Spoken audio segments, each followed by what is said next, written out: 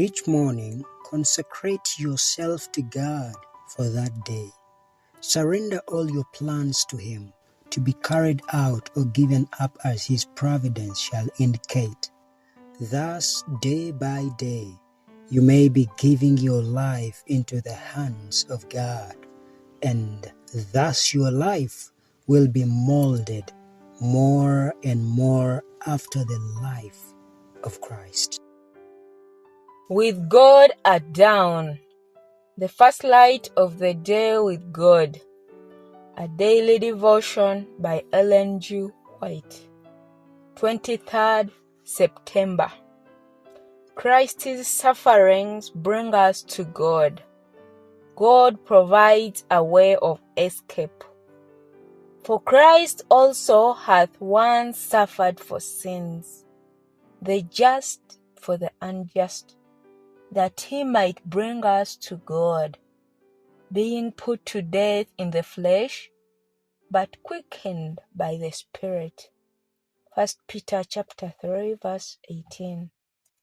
God gave his Son to a life of humiliation, self-denial, poverty, toil, reproach, and to the agonizing death of crucifixion. But there was no angel to bear the joyful message. It is enough. You need not die, my well-beloved Son.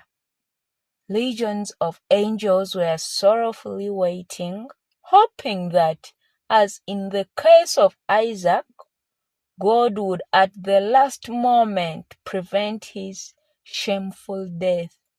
But angels were not permitted to bear any such message to God's dear Son.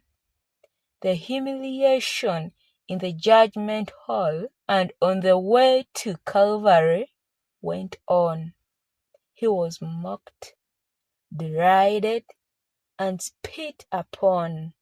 He endured the jeers, taunts, and revilings of those who hated him, until upon the cross he bowed his head and died.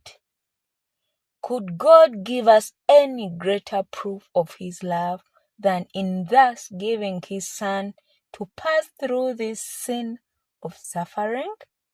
And as the gift of God to man was a free gift, his love infinite, so his claims upon our confidence, our obedience, our whole heart, and the wealth of our affections are correspondingly infinite.